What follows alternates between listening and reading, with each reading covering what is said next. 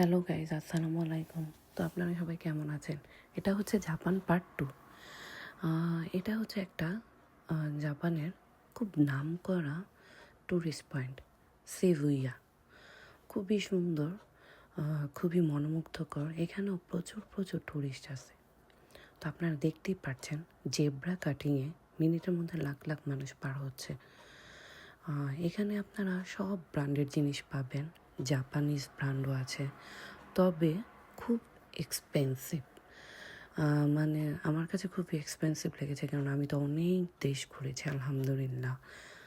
আর এখানে জাপানিরাই বেশিরভাগ, আর ট্যুরিস্ট বাঙালিরা নেই বললেই চলে, কারণ বাঙালিরা বেশিরভাগ কেউ সিটিতে বাস করে না, তাদের জন্য খুবই এক্সপেন্সিভ হয়ে যায়, তারা বেশিরভাগ গ্রামে বাস করে।